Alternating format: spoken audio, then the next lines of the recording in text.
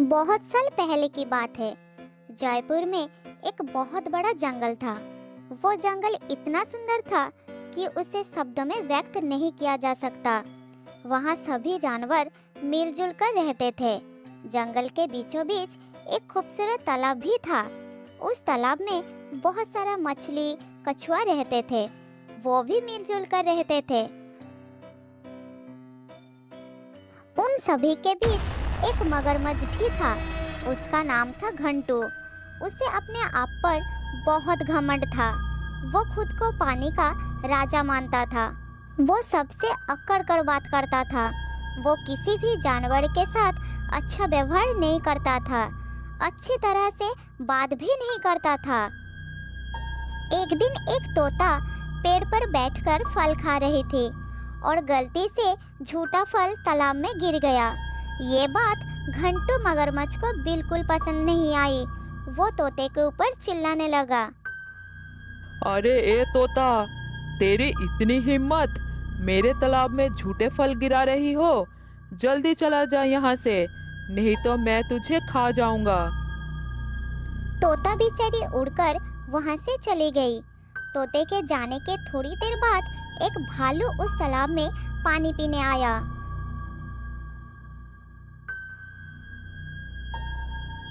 भालू को देखकर मगरमच्छ उसके पास आया और बोला, अरे ओ भालू भाई, तुम अपने मुंह से मेरा तालाब का पानी गंदा कर रहे हो। इसलिए अपना गंदा मुंह उठाओ और निकल जाओ यहाँ से। घंटू भाई, ये तालाब सिर्फ आपका नहीं है, ये तो पूरे जंगल का है। ये आपका है, आप ये बात कैसे कह सकते हो? हाँ, ये सिर्फ मेरा है और तुम सबको मेरे तालाब से पानी पीने के लिए मिल रहा है। इसका एहसान मानना चाहिए। जाओ और अपने राजा को बता दो कि तालाब के राजा ने ऐलान किया है, अब से कोई भी तालाब का पानी पिएगा उससे पहले उसको लगान देना होगा, और ऐसा नहीं करने पर उसे पानी पीने नहीं दिया जाएगा। इस घटना के बाद जंगल के सारे जानवर तालाब जाने से पहले लगान ले जाने लगे। कोई मगरमच्छ के लिए ताजे रसीले फल ले जाता तो कोई स्वादिष्ट खाना, और घंटू मगरमच्छ राजा की तरह आराम से खाता रहता। ये सब देखकर मगरमच्छ को बड़ा अच्छा लगता था। इस तरह दिन बीत रहा था। एक दिन सोनू हिरन को बहुत प्यास लगी तो वो अपनी माँ हिरनी से कहा, माँ, मुझे बहुत प्यास लगी है, मुझे पानी पीना है। थोड़ा पानी लाकर दो ना माँ, मेरा गला सूख गया है। बेटा सोनू, अभी घंटू मगरमच्छ को देने के लिए हमारे पास कुछ भी नहीं है। उसे कुछ नहीं दिया तो वो हमें पानी पीने नहीं देगा। लेकिन जब सोनू प्यास सहन नहीं कर पाया तो माँ हिरनी ने कही, बेटा सोनू, बस थोड़ी देर रुक जाओ। अंधेरा होने पर हम तालाब चलेंगे, तब तुम पानी पी लेना। उसे अंधेरे में कुछ दिखाई नहीं देगा। थोड़ी देर बाद अंधेरा हो गया। फिर माँ बेटे मिलकर तालाब के पास पहुँच गए और सोनू चुपचाप पानी पीने लगा। तभी पानी की हलचल से मगरमच्छ की नींद खुल गई। सोनू को वहाँ देखकर वो आग बबूला हो गया। वो धीरे धीरे दोनों के पास आया और कहा,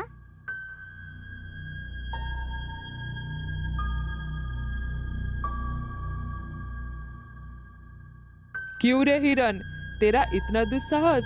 तूने पानी के राजा के तालाब से पानी चोरी करने की हिम्मत की। अब देख तुझे कैसे सबक सिखाता हूँ। इतना कहते ही मगरमच्छ सोनू के तरफ झपट पड़ा। ये सब हिरनी माँ देख रही थी।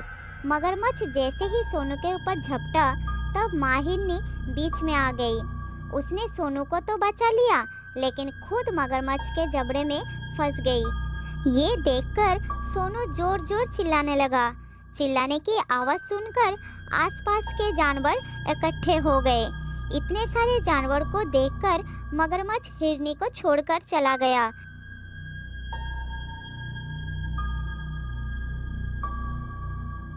लेकिन हिरनी का चोट बहुत गहरी थी।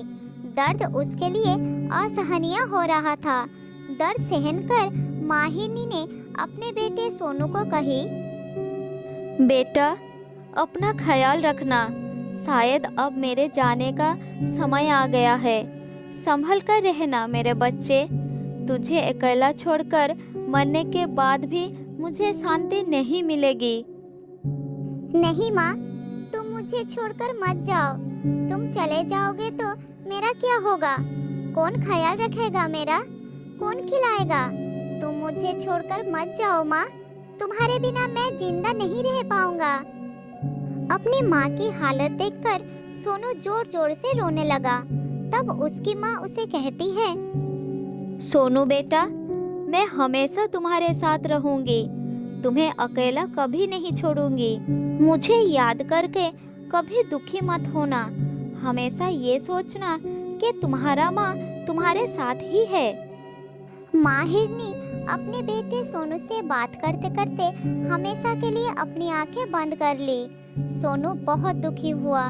सभी जानवरों के आंखों में आंसू आ गए। फिर सभी जानवर सोनू को समझाने लगे और हर वक्त उसके साथ रहने का वादा करते हैं।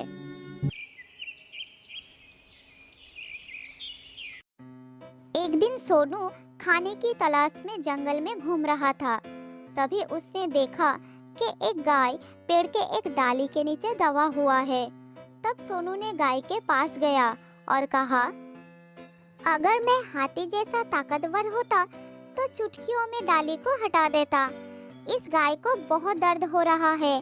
काश ये डाली हट जाए। फिर उसके ऐसा कहते ही डाली अपने आप उड़कर दूर जाकर गिरी। ये देखकर सोनू बहुत आश्चर्य हो गया। लेकिन तभी उसे अपनी माँ की बात याद आई और वो समझ गया कि ये सब उसके माँ के आशीर्वाद के कारण हो रहा है। ये बात जंगल में फैल गया और सोनू उस दिन से जंगल के सभी जानवरों की मदद करने लगे।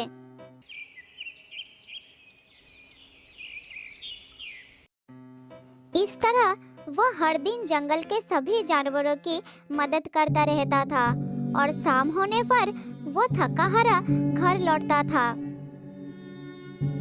जब वो घर पर अकेला रहता था तब उसे अपनी माँ की बहुत याद आती थी। एक दिन बहुत जोर का भूकंप आया जिससे पहाड़ से पत्थर खिसकने लगे और नीचे गिरने लगे। बड़े बड़े पेड़ भी गिर पड़े। लेकिन भूकंप रुक जाने के बाद सभी जानवर एक दूसरे की मदद करने लगे। सोनू भी अपने जादू से बड़े बड़े पेड़ हटाने लगा। तभी उन्हें तालाब से किसी की चिल्लाने की आवाज आने लगी। सभी जानवर तालाब की ओर गए। सबने तालाब के पास जाकर देखा कि दुष्ट मगरमच्छ एक बड़े पत्थर के नीचे दबा हुआ था और वो चिल्ला रहा था। उसी के चिल्लाने की आवाज सबने सुना था। हाँ, बहुत कष्ट हो रहा है। मदद करो, मेरी कोई मदद करो। इस पत्थर को जल्दी से हटाओ कोई, नहीं तो मैं मर जाऊंगा। मदद करो मेरी। मगरमच्छ दर्द से चिल्लाने लगा, लेकिन उसे मदद करने कोई आगे नहीं आया। सब तालाब के पास खड़ा होकर देख रहा था। मैं जानता हूँ, मैंने तुम सबके साथ बहुत बुरा व्यवहार किया है। मैंने तुम्हें इस तालाब से पानी भी पीने नहीं दिया। मैं वादा करता हूँ कि भविष्य में ऐसा दोबारा कभी नहीं होगा। मुझे प्रायश्चित करने का एक मौका दो। फिर भी कोई आगे नहीं आया उसे मदद करने के लिए। तब तोता पेड़ के ऊपर से कहा, इस दुष्ट के साथ यही होना चाहिए था। भगवान ने इसे अच्छी सजा दी है। खुद को बड़ा शक्तिशाली समझता है ना? अब दम है तो करा ले खुद को आजाद। तेरे बुरे कर्म का फल मिला है तुझे। इस तरह सब जानवर मगरमच्छ की गलतियां गिनने लगे, लेकिन कोई मदद करने के लिए आगे नहीं आए। तब सोनू आगे आया और अपनी जादू से पत्थर को हटा दिया। ये देखकर मगरमच्छ को अपनी गलती का एहसास हुआ। सोनू बेटा, मेरी वजह से तुम्हारी माँ तुम्हें छोड़कर चली गई। मैंने ही तुम्हें अनाथ कर दिया, लेकिन फिर भी तुमने मेरी मदद की, मुझे बचाया। काश मैं भी तुम्हारी तरह बड़ा दिल रखता तो किसी को भी परेशान नहीं होना पड़ता। आज मुझे अपनी गलती का एहसास हुआ। आप सबने मुझे अपनी गलती सुधरने का मौका दिया। आज से ये तालाब सभी के लिए है। आज से किसी भी जानवर को पानी पीने में कोई दिक्कत नहीं होगी। उस दिन के बाद से जंगल के सभी जानवर एक साथ खुशी से रहने लगे। बहुत साल पहले की बात है। बंगाल में सुंदरबन नाम का एक बहुत ही सुंदर जंगल था। उस जंगल में बहुत सारा जानवर मिलजुल कर रहते थे। उस जंगल का राजा था शेर खान, जो दिल का बहुत ही अच्छा था। शेर खान ने जंगल का सभी जानवरों को अच्छी तरह से ख्याल रखते थे। सभी जानवर शेर खान से बहुत खुश थे और मजे से अपना जीवन यापन कर रहे थे। फिर एक दिन जंगल के नदी में एक मगरमच्छ आया। उसने नदी के किनारे शेर खान को देखकर रुक गया। फिर शेर खान ने उसे बोला, हमारे जंगल में तुम्हारा स्वागत है। इस जंगल में सब एक दूसरे के साथ प्यार से रहते हैं। अगर तुम्हें यहाँ रहना है तो तुम्हें भी सबके साथ प्यार से रहना होगा। ये ही हमारा जंगल का नियम है। हाँ, मुझे भी शांति और एकता से रहना बहुत पसंद है। अब बिल्कुल फिक्र ना करे, मैं यहाँ किसी को नुकसान नहीं पहुँचाऊंगा। मैं इस जंगल का राजा हूँ। अगर तुम्हें भी कोई परेशानी होगी जरूर मुझे बताना। मैं नहीं चाहता इस जंगल का कोई भी प्राणी मुसीबत में रहे। आप बहुत दयावान हैं महाराज। अगर आप मुझे अपने जंगल के सभी जानवरों से मिलवाएंगे तो मुझे बहुत खुशी होगी, क्योंकि हमें इस जंगल में एक साथ रहना है। हाँ, अवश्य मिलवाएंगे। मैं अभी सबको बुलाता हूँ। शेर के बुलाने के बाद कुछ ही देर में सभी जानवर इकट्ठा हो जाते हैं। क्या बात है महाराज, इतनी जल्दी हम सबको यहाँ क्यों बुलाए हैं? हाँ महाराज, क्या बात है? कोई परेशानी तो नहीं है महाराज? नहीं, कोई परेशानी नहीं।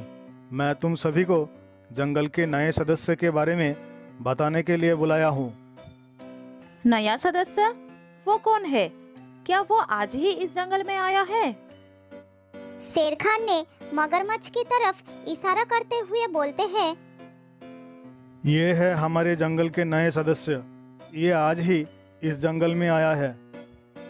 मैं तुम सबसे मिलकर बहुत खुश हूँ। मुझे ऐसा लग रहा है कि इस जंगल में मेरे दिन अच्छे से कटेंगे। सभी जानवर नदी के पास बैठ जाते हैं और बातें करने लगते हैं। थोड़ी देर बाद वो सब अपने अपने घर चले जाते हैं। फिर मगरमच्छ अपने आप से कहता है, ये सभी कितने बेवकूफ है। इन्हें बुद्धू बनाना तो बहुत आसान होगा। मुझे तो लगता है इस जंगल को छोड़कर कहीं और जाने की जरूरत ही नहीं पड़ेगी। मगरमच्छ मन ही मन बहुत खुश होता है। इस तरह कुछ दिन बीत जाता है। एक दिन रात को खरगोश जब जंगल में घूम रहा था तब वो अचानक कहीं गायब हो जाता है। फिर सभी जानवर खरगोश को जंगल में ढूंढने लगते हैं, लेकिन खरगोश उन्हें कहीं नहीं मिलता। अचानक खरगोश कहाँ गायब हो गया? मुझे तो कुछ समझ नहीं आ रहा। हो सकता है खरगोश दूसरे जंगल में अपने रिश्तेदारों से मिलने गया होगा। 1-2 दिन में वापस भी आ जाएगा। तुम सब चिंता मत करो, अपने अपने घर जाओ। शेर की बात मानकर सभी जानवर खरगोश के गायब होने का बात नजरअंदाज कर देते हैं, लेकिन फिर भी हर दिन जंगल से एक जानवर गायब हो जाता है। ये देखकर जंगल के सभी जानवर बहुत डर जाते हैं और जानवरों को डरते देखकर शेर भी बहुत परेशान हो जाता है। अचानक जंगल से जानवर कहाँ गायब होते जा रहे हैं? हर दिन कोई ना कोई जानवर गायब हो रहा है। ये सब चल क्या रहा है मेरे जंगल में? महाराज, गधा भी काल गायब हो गया है। हमें तो बहुत डर लग रहा है महाराज। लेकिन मैं क्या करूं? मुझे तो कुछ समझ नहीं आ रहा। शेर बहुत चिंतित होकर अपने गुफा के ओर चला जाता है। दोस्त, मुझे तो लगता है कोई जादू की सहायता से ये सब कर रहा है। मुझे तो ये सोचकर डर लग रहा है कि कहीं आज रात हम तीनों में से कोई गायब ना हो जाए। मैं तो आज रात मगरमच्छ के साथ नदी के पास वाले पेड़ पर रहने वाला हो और उनके साथ बहुत सारी बातें करने वाला हो। क्या तुम दोनों भी मेरे साथ चलोगे? हम सब यहाँ इतनी चिंता में है और तुझे मस्ती करनी है। रात भर चिंता करने से जो हो रहा है वो रुक तो नहीं जाएगा। तुम दोनों ऐसे ही चिंता करो, मैं तो चला नदी के किनारे। रात बढ़ते ही बंदर नदी के ओर चल पड़ता है। बंदर जैसे ही नदी के किनारे पास वाले पेड़ पर पहुंचता है, तब वो सामने का नज़ारा देखकर एकदम हैरान हो जाता है। वो देखता है कि मगरमच्छ नदी के बाहर निकलकर जमीन में बैठ जाता है और पलक झपटते ही एक सुंदर सा हिरन का रूप धारण करता है, फिर जंगल के अंदर चला जाता है। फिर बंदर पेड़ के पीछे से निकलकर सामने आता है। ये कैसे संभव हो सकता है? क्या ये कोई मायावी मगरमच्छ है? लेकिन ये हिरन का रूप धारण करके जंगल के अंदर क्यों गया? मुझे इसका पीछा करना होगा।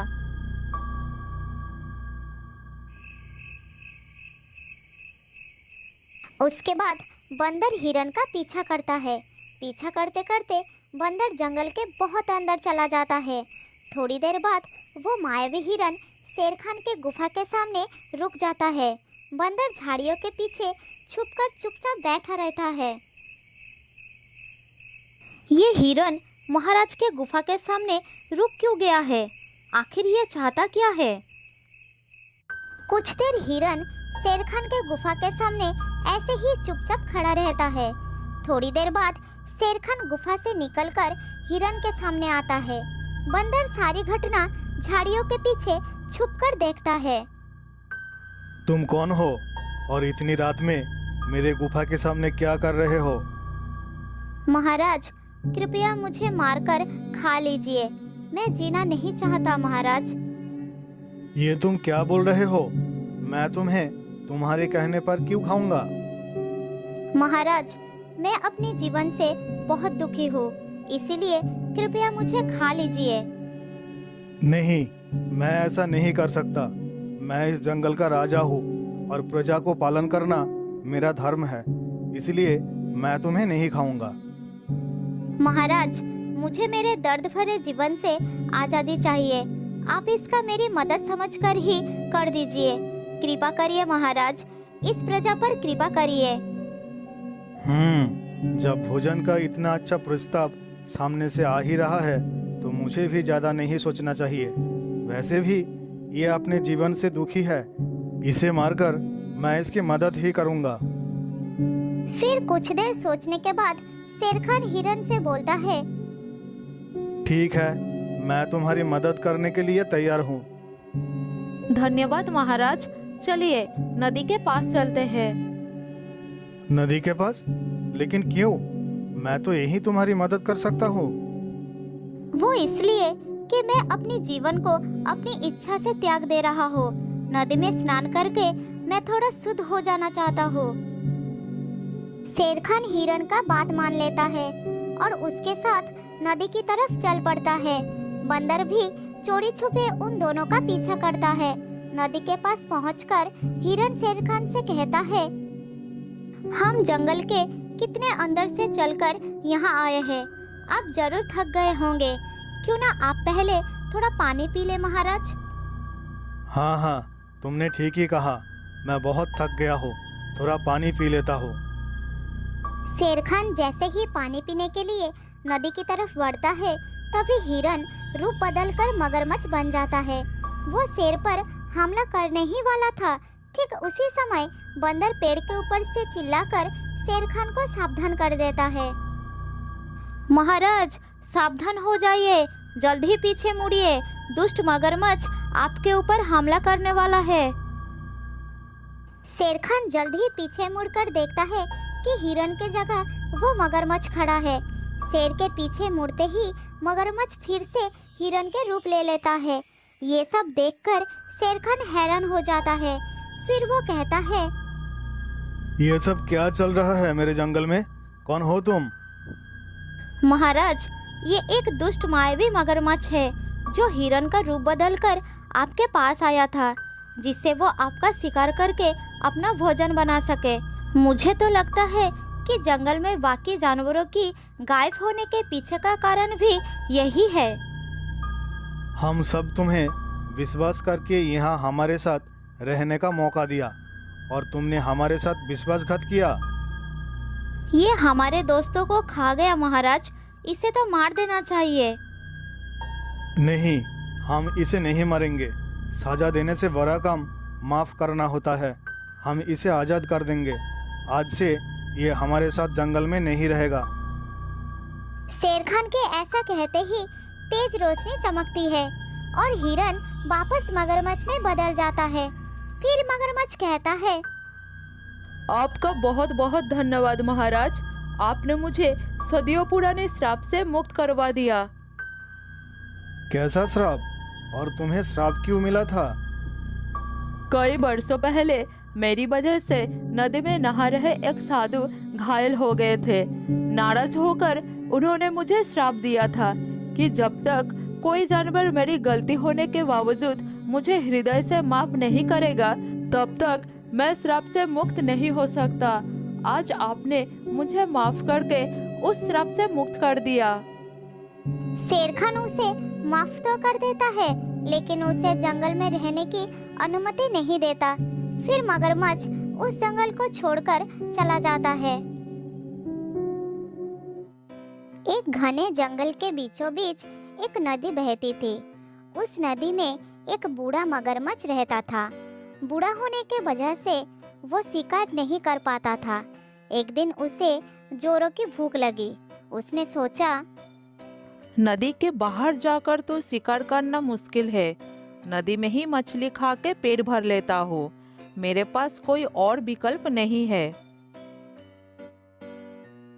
ये कहकर मगरमच्छ नदी में चला गया।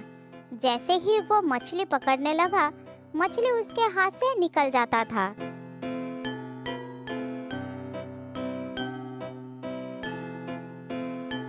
बहुत कोशिश करने के बाद वो थककर नदी के बाहर आ गया और जामुन के पेड़ के नीचे जाके आराम करने लगा।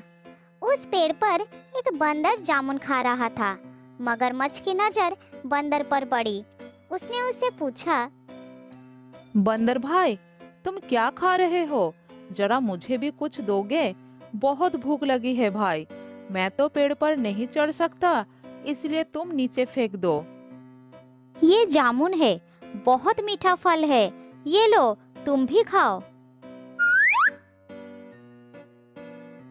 अरे वाह, ये तो सचमुच बहुत मीठे हैं। शुक्रिया दोस्त, मुझे बहुत भूख लगी थी और तुमने मेरी मदद की।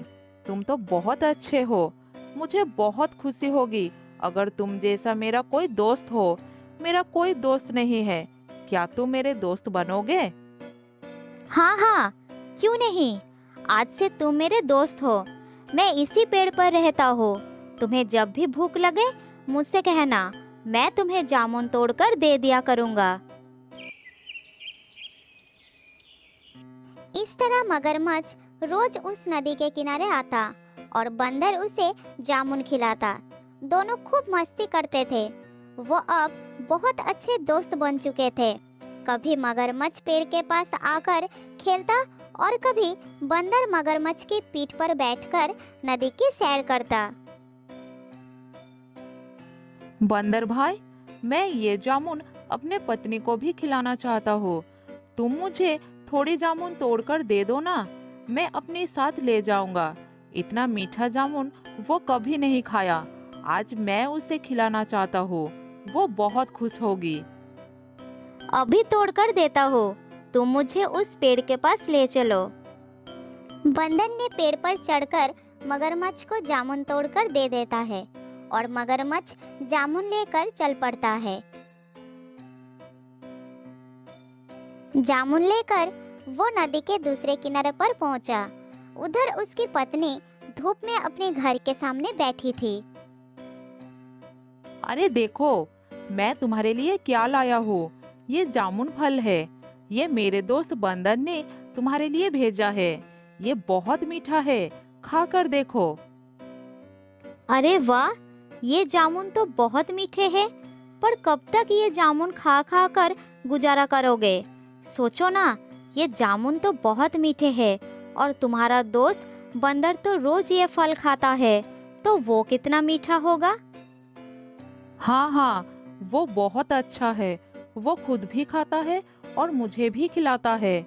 बंदर मेरा बहुत अच्छा दोस्त भी है। मैं यही सोच रही हूँ, उसका दिल कितना मीठा होगा। बहुत दिनों से मैं मांस का स्वाद भी नहीं चखा है। तुम मुझे उसका दिल ला के दे दो ना, मैं उसका स्वाद लेना चाहती हूँ।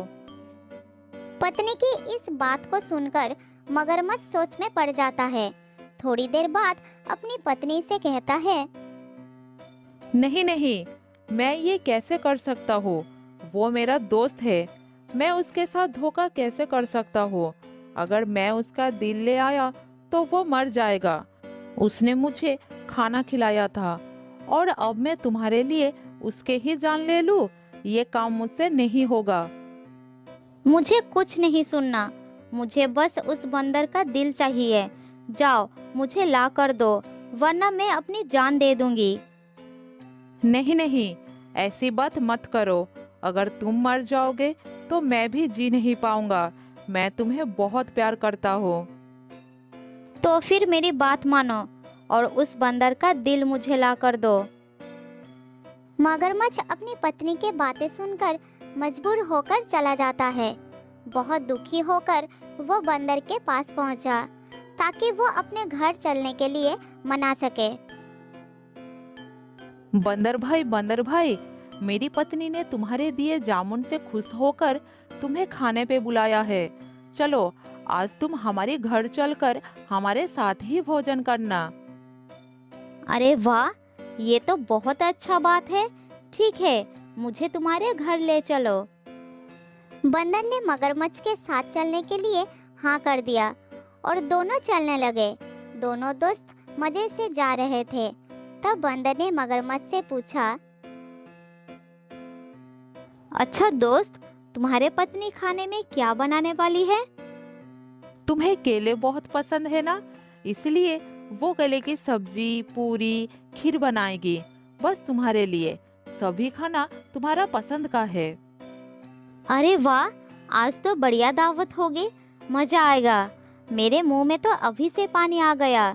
जल्दी चलो मेरे दोस्त। बंदर के बातें सुनकर मगरमच्छ सोचता है कि अपनी पत्नी की इच्छा के बारे में बंदर को बता देना चाहिए। बेचारा बंदर क्या क्या सपना देख रहा है।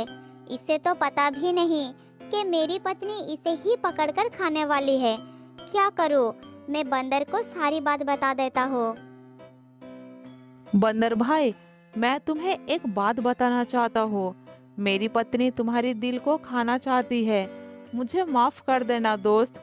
अगर वो तुम्हारा दिल नहीं खाया तो वो मर जाएगी। मैं उसे बहुत प्यार करता हूँ। अगर वो मर जाएगी तो मैं भी मर जाऊंगा। बंदर ने मगरमच्छ का बात सुना और तुरंत एक तरकीब सोचा। बंदर भी कुछ कम नहीं था। अच्छा, क्यों नहीं, जरूर मेरा दिल दूंगा। पर दोस्त, एक बार आने से पहले क्यों नहीं बताया? क्योंकि बंदर अपना दिल पेड़ पर ही संभल कर रखते हैं। अब उसे लेने हमें वापस जाना होगा। तुम मुझे फिर से पेड़ के पास लेकर चलो। ओहो, मैं भी कितना पागल हूँ। अब हमें फिर से वापस जाना पड़ेगा।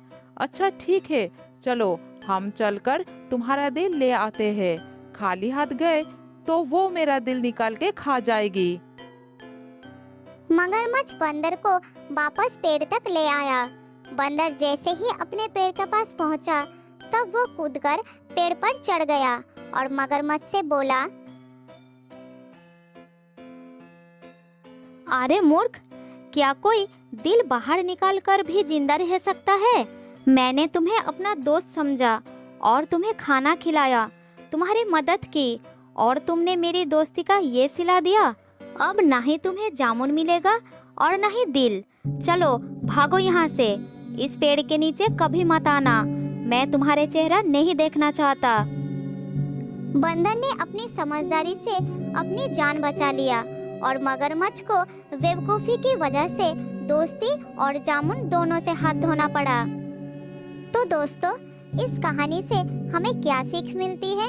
हमें ये सीख मिलती है कि हमें मुश्किल वक्त में घबराना नहीं चाहिए, बल्कि बंदर की तरह समझदारी से काम लेना चाहिए और कभी किसी मजबूरी में भी जिससे हमें दोस्त बनाया है उसी के साथ धोखा नहीं करना चाहिए।